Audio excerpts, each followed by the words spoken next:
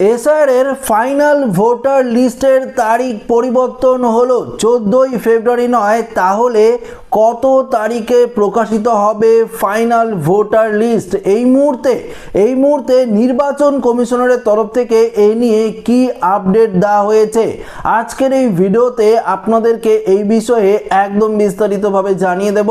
তো আশা রাখবো ভিডিওটিতে আপনারা প্রত্যেকেই প্রথম থেকেই শেষ পর্যন্ত সঙ্গে থাকবেন এবং নতুন হয়ে থাকলে চ্যানেলটিকে সাবস্ক্রাইব করে পাশের দেওয়া বেল আইকনটিকে প্রেস করে অল নোটিফিকেশনটিকে বাজিয়ে দেবেন।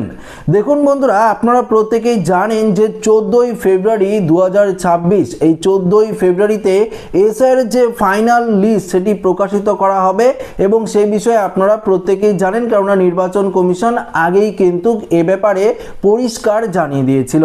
তবে এই মুহূর্তে যে গুরুত্বপূর্ণ আপডেটটি আমাদের হাতে এসে পৌঁছেছে, সেই আপডেটটি যদি আপনারা দেখেন তাহলে প্রত্যেকেই অবাক হয়ে যাবেন। অর্থাৎ এই মুহূর্তে নির্বাচন কমিশনারের তরফ থেকে যে বিবৃতি দেওয়া হয়েছে সেখানে কি বলা রয়েছে এই প্রতিবেদনে আপনাদেরকে সরাসরি জানাবো। নির্ধারিত সময়ে কি আদৌ প্রকাশিত হবে চূড়ান্ত ভোটার তালিকা? বিষয়টি নিয়ে এখন তৈরি হয়েছে ঘোর অনিশ্চয়তা। আগামী 14ই ফেব্রুয়ারি চূড়ান্ত ভোটার তালিকা প্রকাশ করা যাবে না বলে মনে করেছেন কমিশনারের কর্তাদের একাংশ। তো বুঝতেই পারলেন, কারণ যে সংখ্যক শুনানি বাকি রয়েছে তাতে সময় মতো কাজ শেষ হওয়া কার্যত প্রায় অসম্ভব। 2002 সালের তালিকায় নিজের বা কোনো আত্মীয়ের নাম না থাকা অর্থাৎ নো ম্যাপ ভোটারদের সংখ্যা 31,68,426 জন প্রত্যেকেই শুনানির সম্মুখীন হতে হবে। নির্দেশ অনুযায়ী আগামী 7ই ফেব্রুয়ারির মধ্যে সম্পূর্ণ করতে হবে এই প্রক্রিয়া। আপনারা প্রত্যেকেই জানেন এই ব্যাপারটিও যে 7ই ফেব্রুয়ারির মধ্যে এই হিয়ারিং প্রসেস কিন্তু শেষ করতে হবে। এটা আগেই জানিয়েছিল নির্বাচন কমিশন সূত্রে খবর, নো ম্যাপ ভোটারদের শুনানি নোটিশ দেওয়ার কাজই এখনো শেষ হয়নি। শুক্রবার পর্যন্ত প্রায় 26.5 লক্ষ ব্যক্তির কাছে নোটিশ পৌঁছেছে। শুনানি হয়েছে 8 লক্ষের কিছু বেশি। দৈনিক গড়ে 70,000 মানুষের শুনানি হচ্ছে রাজ্যে। শুধু নো ম্যাপ ভোটারই নয়, প্রায় 94 লক্ষ লজিক্যাল ডিসক্রিপেন্সিস অর্থাৎ সন্দেহজনক ভোটারের শুনানি হওয়ার কথা কিন্তু রয়েছে। গোটা প্রক্রিয়ায় যে গতিতে চলছে তাতে স্বাভাবিকভাবেই নির্ধারিত দিনে চূড়ান্ত ভোটার তালিকা প্রকাশ করা যাবে না বলে মনে করেছেন কমিশনারের কর্তাদের একাংশ। বিশেষ রোল অবজারভারদের নির্দেশ অনুযায়ী শুনানিতে আপাতত নথি সংগ্রহ করা হচ্ছে। এই বিপুল সংখ্যক নথি যাচাই করবেন জেলাশাসক তথা ডিইও। এক্ষেত্রে বিস্তর সময় প্রয়োজন, অনেকটাই সময় প্রয়োজন লাগবে। জানা যাচ্ছে বিএলওদের ওপর কাজের চাপে বিরক্ত এইআরওরা ইতিমধ্যেই বিষয়টি নিয়ে কমিশনারের কাছে চিঠিও গিয়েছে। পাশাপাশি নো ম্যাপ ভোটারদের পাশাপাশি একজন ইআরওকে 3 থেকে 4 হাজার শুনানি করার নির্দেশ দেওয়া হয়েছে কমিশনারের তরফ থেকে। তা করতে প্রচুর সময়ের প্রয়োজন বলে দাবি করেছে একাংশ। ইতিমধ্যেই ইআরওর দায়িত্ব থেকে অব্যাহত চেয়ে চিঠি দিয়েছেন বাগনান বিধানসভা কেন্দ্রের মৌসুম সরকার। প্রশাসন অর্থাৎ দেখুন, প্রশাসন সূত্রে খবর, চিঠি এখনো গৃহীত হয়নি। মৌসুম বাগনান 2 নম্বর ব্লকের ব্লক ডিজাস্টার ম্যানেজমেন্ট বিভাগের অফিসার। আগামী 14ই জানুয়ারি বাগনান 2 নম্বর ব্লকে শুরু হচ্ছে সন্দেহজনক ভোটারদের শুনানি। ওই ব্লকে প্রায় 24,000 সন্দেহজনক ভোটার রয়েছেন। অর্থাৎ গতকালকে এই আপডেটটি কিন্তু আপনাদেরকে আমি দিয়েছিলাম, যেখানে এই যে যিনি একজন এইআরও রয়েছে মৌসুম যে সরকার, এবং সে কিন্তু একদম রেজিগনেশন চিঠি দিয়ে দিয়েছে।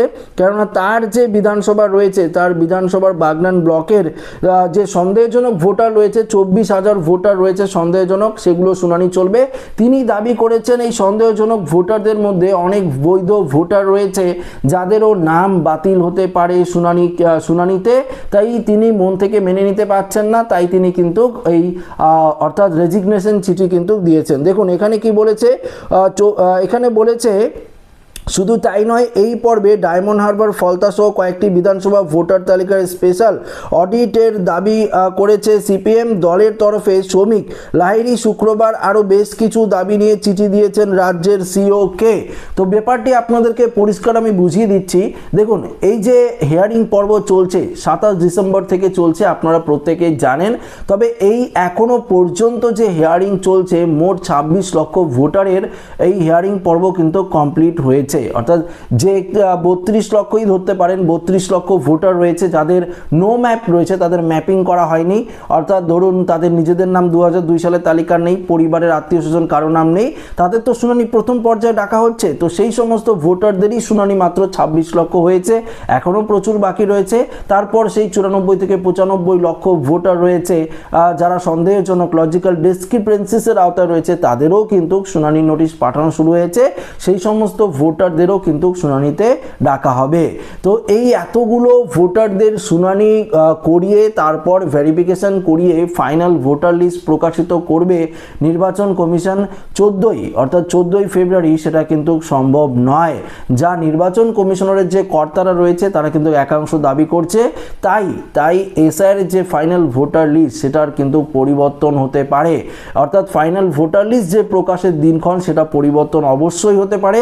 যদি ফাইনাল ভোটার লিস্টের দিনক্ষণ পরিবর্তন হয়, যদি আরও পিছিয়ে যায়, তাহলে আমাদের বিধানসভা যে ভোট রয়েছে সেই ভোটটাও কিন্তু অনেকটাই পিছিয়ে যেতে পারে, এমনটাই কিন্তু অনেকেই দাবি করছে।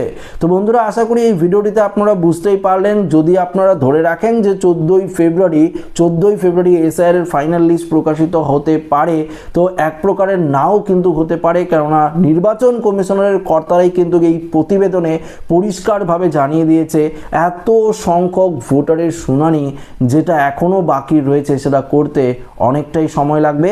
তারপর তো আবার সেই শুনানির কাগজগুলো ভেরিফিকেশন হবে, যেটাতে আরও কিছুটা সময় লাগবে। তাই 14ই ফেব্রুয়ারির সেই দিনক্ষণ পরিবর্তন করা কিন্তু হতে পারে এসআইআর এর ফাইনাল ভোটার লিস্ট প্রকাশের সেই দিনক্ষণ।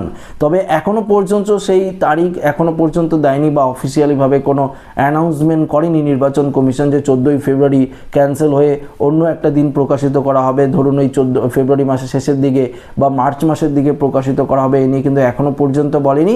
অবশ্যই যদি জানিয়ে দেয় বা অফিসিয়াল নোটিশ দেয়, আমি তো আপনাদেরকে জানিয়ে দেবো।